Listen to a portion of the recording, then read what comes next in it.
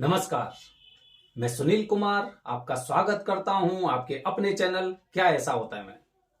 दोस्तों, जैसे कि महाशिवरात्रि आने वाली है, सभी लोग अपनी अपनी तैयारियों में लगे हुए हैं। आप जानते हैं, जब भगवान शिव की शादी हुई थी तो उनके भक्तगण, कोई चमट ढुला रहा था, कोई जय जयकार कर रहा था, कोई आगे पीछे घूम रहा था, कोई नृत्य कर रहा था, इस तरह से। तो इसी तरह से जैसे ही महाशिवरात्रि आती तो हम सब लोग उनको प्रसन्न करने के लिए और अपनी मनवांछित इच्छा को पूरा करने के लिए इस तरह से पूजा करते हैं, भगवान हमारे घर में समृद्धि और खुशहाली बनी रहे। काफी बार हम में से न जाने कितने लोग ऐसे बोलते हैं कि मुझे पूजा का फल नहीं मिला, मैं कंटिन्यू इतने दिनों से पूजा कर रहा हूं, मैं कंटिन्यू इतने दिनों से मंदिर जा रहा हूं, मैंने इस तरह की पूजा कर ली लेकिन पूजा का फल प्राप्त नहीं हुआ। इसके पीछे की वजह दोस्तों ऐसी होती है कि हमें पूजा करना ही नहीं आता। हम पूजा को जानते ही नहीं है पूजा क्या होती है। उदाहरण के लिए देखिए, आप में से या आपके घर में से न जाने कितने लोग ऐसे होंगे जो माला का जाप करते हैं। और माला जाप पता है कैसे करेंगे, मैं बता रहा हूं। ओम नमो भगवते वासुदेवाय, ओम नमो भगवते वासुदेवाय, ओम नमो भगवते वासुदेवाय, ओम नमो भगवते वासुदेवाय, ओम नमो भगवते वासुदेवाय। ऐसे जाप नहीं होता है। ये आप केवल उन्हें गिन रहे हैं कि ये 108 दाने की माला है, ये मुझे पूरी करनी है। ये गिन रहे हैं, ये जाप नहीं है। पूजा, पूजा का मतलब जानते हैं, सेवा। अगर हम किसी बच्चे से, छोटे से बच्चे की बात करता हूं मैं, एक छोटे से बच्चे से ये पूछें कैसा है, नाम क्या है, ये क्या है, वो उसी हिसाब से जवाब देगा। और हम थोड़ा सा उससे हंस के बात करेंगे, कैसा है, कैसा है, खाना खाया, स्कूल जाते, दोनों चीजों में अंतर होता है। बच्चा भी भांप लेता है कि हमारे अंदर की भावना कैसी है। इसी तरह से हम लोग पूजा करना ही नहीं जानते।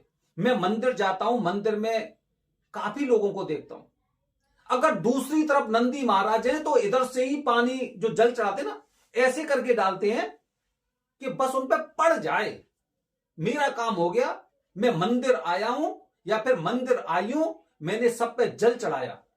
जल चढ़ाना तक नहीं जानते और आपको पूजा का फल चाहिए। खैर, छोड़ते उन बातों को। तो दोस्तों, अगर अभी तक आपको आपकी पूजा का या आपकी मन इच्छा पूरी नहीं हुई है, पूजा का फल भी प्राप्त नहीं हुआ है, तो महाशिवरात्रि वाले दिन जो वेदों में बताई गई है उसके अनुसार मैं आपको पूजा बता रहा हूं। इस पूजा के बाद ना आप देख लेना कि आपको किस तरह के परिणाम मिलते हैं। यह पूजा आप खुद सोचिए, महाशिवरात्रि को आप क्या पूजा करते हैं? भूखे रह लिए, यह पूजा हो गई। आपने सुबह भगवान शिव जी को आपने कुछ भी भोग लगाया, उसके पश्चात खाना खाया और सो गए, पूजा हो गई? ये पूजा नहीं है, ये केवल एक फॉर्मेलिटी है। क्योंकि मेरा बगल का पड़ोसी भी इसी तरह की पूजा कर रहा है, हम कहीं पे देख रहे हैं, या फिर हमारे रिश्तेदारी में जहां के हम रहने वाले जिस तरह से वो कर रहे हैं उसी तरह से हम करने का प्रयास करते हैं। लेकिन अगर वो गलत कर रहा है तो पूजा हमारी भी गलत हुई। हमने कभी अपने अंदर झांकने का प्रयास नहीं किया कि इसकी सर्वोत्तम विधि कौन सी होती है। इसीलिए आज अपने वीडियो के माध्यम से इंटरनेट के इतिहास में पहली बार दोस्तों महाशिवरात्रि की पूजा की विधि बता रहा हूं। पूजा की विधि जो आपको सर्वोत्तम फल देगी।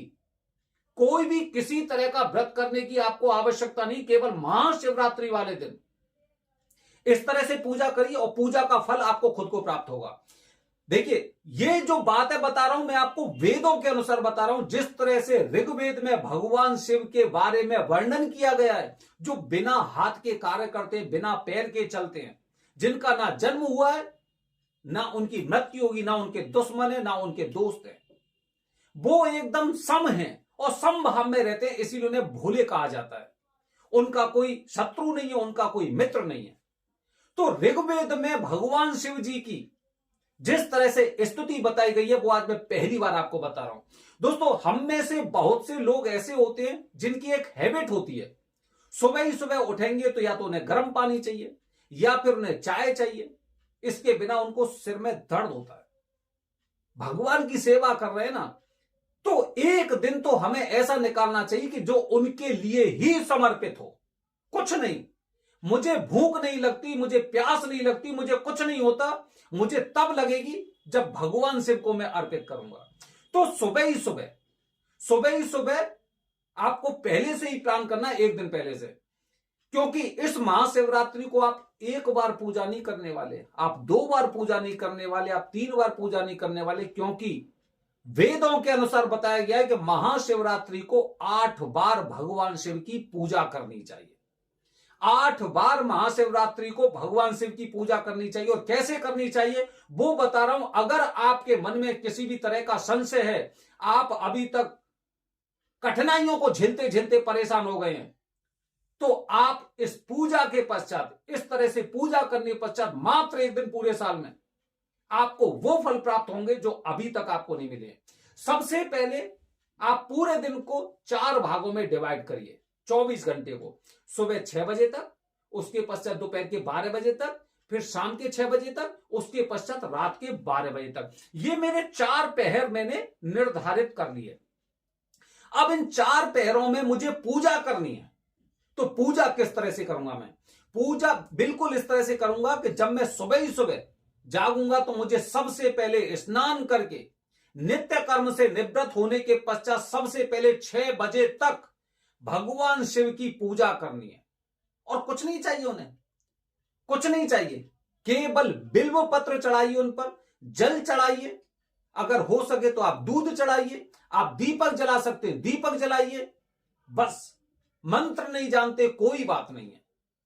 ये इस तरह से आपको 4 बार पूजा करनी, 4 बार। लेकिन इससे पहले 6 बजे तक जब आप जग रहे हैं तो आपको 6 बजे तक बेलपत्र चढ़ा देने हैं, बिना कुछ भी खाए पिए, कुछ भी नहीं खाना है। जब भगवान शिव पर मैं जल अर्पित कर दूंगा तो जल पीऊंगा, जब भगवान शिव पर दूध अर्पित कर दूंगा तो मैं दूध पी सकता हूं या फिर मैं चाय पी सकता हूं, लेकिन खाना नहीं खाना है। अगर मैंने फल चढ़ा दी तो फल नहीं खाने मुझे, क्योंकि अभी मेरी भक्ति शुरू हुई है। ये मैंने भगवान को न्योछावर कर दी कि भगवान अब मैं ये आप पर चढ़ा रहा हूं और मुझे भूख ना लगे, मैं बस आपकी भक्ति में लीन रहूं। इस तरह से दोस्तों आप 4 पहर में 4 पूजा करने वाले हैं। आप जब दूसरी पूजा करेंगे, दूसरी बार भी आपको स्नान करना है। आपको अगर नित्य कर्म से निवृत्त होना चाह रहे हैं तो वो भी हो सकते हैं, अगर नहीं है, कोई जरूरत नहीं तो कोई समस्या नहीं है। स्नान करना है, वस्त्र बदलने हैं और भगवान शिव जी का उसी तरह से आचमन, उसी तरह से सेवा करनी है कि आप पहली बार ये पूजा कर रहे हैं। इसी तरह से दोपहर में 12 बजे से शाम को 6 बजे तक आपको फिर दोबारा से स्नान करना है, भगवान शिव जी पर बिलपत्र चढ़ाने हैं, उन पर जो धतूरा होता है धतूरा अवश्य चढ़ाना है, जल चढ़ाना है, और जिस तरह से आप पूजा करना चाहते हैं वो करिए। अशुद्धि तरह से पूजा मत करिए, मंत्र का उच्चारण करना है तो ओम नमः शिवाय, ठीक है, इसी तरह से, या फिर आप श्री शिवाय नमस्तुभ्यम इस तरह से भी कर सकते हैं। ये आपने 4 पूजा कर दी। अब आप कह रहे होंगे कि आपने तो 8 पूजा बताई थी, 4 पूजा कैसे? जब हमारा चौथा पहर होगा शाम को 6 बजे से रात के 12 बजे तक, ठीक है, इसी दरमियान दोस्तों हमें 2 पूजा और करनी, और 2 पूजा हमें 12 बजे के बाद करनी है। जो एक पूजा रात में 2 बजे के आसपास होगी और दूसरी पूजा सुबह करीब 4 बजे के आसपास होगी।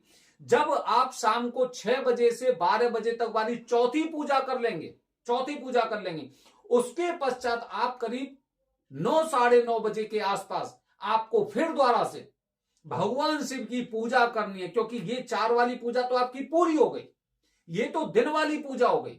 और जरूरी नहीं है इसमें कि अगर आप सुबह 6 बजे तक आपको करना ही करना है, आप उसे 4 बजे भी चढ़ा सकते हैं।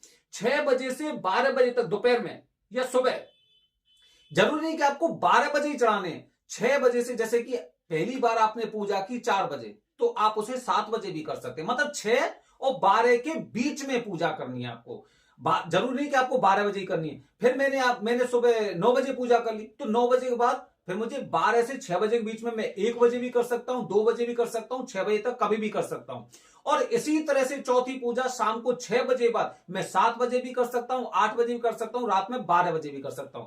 तो मैं उस पूजा को शाम को प्रदोष काल में करने वाला हूं, प्रदोष काल में, ठीक है, जब भी सूर्यास्त होगा उसके आसपास में अपनी चौथी पूजा में कंप्लीट कर लूंगा। इसके पश्चात जो चौथा पहरी चल रहा है शाम को 6 बजे से और रात में 12 बजे तक, उसमें 2 पूजा और होंगी, और इसके पश्चात 2 पूजा, एक रात में 2 बजे और दूसरी 4 बजे होगी।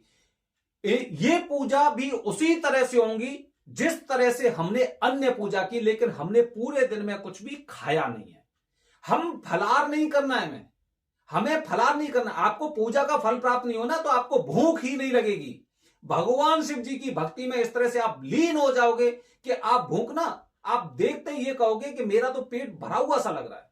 ये मेरा करीब 28 साल का एक्सपीरियंस है, मेरा अनुभव है 28 साल का, कि जब भी हम इस तरह की पूजा करते तो कुछ भी खाने की आवश्यकता नहीं। आप चाय पिए, भगवान शिव जी पे आपने दूध चढ़ा दिए, चाय पी सकते हो, उससे आप काम चलाइए अपना, ठीक है, लेकिन खाना कुछ भी नहीं है। अब उसके पश्चात दोस्तों आपकी एक पूजा 9:30 बजे के आसपास होगी और एक पूजा आपकी करीब 11:30 बजे के आसपास शुरू हो जाएगी, जो 12 के बाद भी और 12 से पहले भी खत्म हो सकती है, कोई समस्या नहीं। इस दरमियान जब आपकी रात्रि पहर की 4 पूजाएं होने वाली हैं, उस दरमियान आपको पूजा के पश्चात आप जिस तरह से भगवान शिव जी की पूजा करना चाहते हैं, आप कोई रुद्राभिषेक, लघु रुद्राभिषेक करना चाह रहे हैं, आप कोई जाप करना चाह रहे हैं, या फिर किसी तरह का संगीत या शिव विवाह से संबंधित कोई भी कार्य करना चाह रहे हैं, वो कर सकते हैं। बीच में रोकिए, अगली पूजा आपकी 11:30 बजे, फिर उस पूजा को करिए, उसके पश्चात फिर संगीत होने दो, उसके पश्चात फिर आपका करीब रात में 2 बजे पूजा होगी, फिर संगीत को रोक के पूजा करिए, सुबह 4 बजे पूजा हो जाएगी और आपकी पूजा हो गई संपन्न। इसके पश्चात आपको जो खाना है खाइए, पीना है पीजिए, ये आपकी हो गई पूजा। ये आपकी महाशिवरात्रि की एक ऐसी पूजा है जिससे सर्वार्थ सिद्धि योग बनते हैं। जिन लोगों को अभी तक अपने जीवन में किसी भी तरह की परेशानी चल रही थी, कुछ भी पूजा करते करते उन्हें अभी तक कुछ ऐसा प्रतीत होता है कि लाभ नहीं हुआ, तो इसके पश्चात निश्चित रूप से आप ये मानिए कि आपने ना अपना जीवन ही बदल दिया। भविष्य में हर संकट आपसे एकदम अलग होके चला जाएगा, लेकिन आपके रास्ते में बाधा उत्पन्न नहीं करेगा। अगर आप इसके पश्चात जब आपकी चौथी पूजा हो जाती है तो ध्यान रखना, प्रसाद भी आपको वितरण करना, और अगर हो सके, अब अगर आपके आसपास या पहले से आपने कोई प्लान कर रखा है तो आप पंडितों को भोज भी करा सकते हैं, भोजन भी करा सकते हैं। दोस्तों ये हमने बताया आपको ऋग्वेद के अनुसार भगवान शिव जी की पूजा के बारे में, क्योंकि पूजा का मतलब ये होता है कि जब मैं उनमें पूरी तरह से बस चुका हूं, रम चुका हूं, मुझे कुछ भी दिखाई नहीं दे रहा, मैं आंख बंद करता हूं तो मुझे महाकाल दिखाई देते हैं, मुझे त्र्यंबकेश्वर महादेव दिखाई देते हैं, मुझे भोलेनाथ का कोई स्वरूप दिखाई देता, अन्य तो मुझे दिखाई नहीं दे रहा। भूख की बात ही नहीं है, भूख तो पता ही नहीं कि भूख जाने कहां चली गई। शुरुआत में आपको जब पहला पहर होगा ना, तभी आपको ऐसा लगेगा मेरा व्रत है, मेरा कैसे रहेगा, कैसे कैसे मैं पूरे दिन व्रत रह पाऊंगा, लेकिन समस्या नहीं होने वाली। ये तो मेरा खुद का अनुभव है। तो महीने में नहीं, पूरे साल में आपको एक बार व्रत करना है, विधि विधान से करिए, और इसके पश्चात देखिए आप चमत्कार के आपके जीवन में जिन चीजों के लिए आप स्ट्रगल कर रहे थे ना, वो चीजें आपके जीवन में खत्म हो जाएंगी, स्ट्रगल ही खत्म हो जाएंगे और बड़ी आसानी से वो चीजें प्राप्त होंगी। दोस्तों बने रहिए हमारे चैनल के साथ। अगर आपको ये जानकारी अच्छी लगती है तो आप इसे आजमाना जरूर महाशिवरात्रि वाले दिन, और जो चमत्कार हो हमारे कमेंट बॉक्स में आपको अवश्य लिखना है। बने रहिए हमारे चैनल के साथ दोस्तों। हर हर महादेव, हरिओम।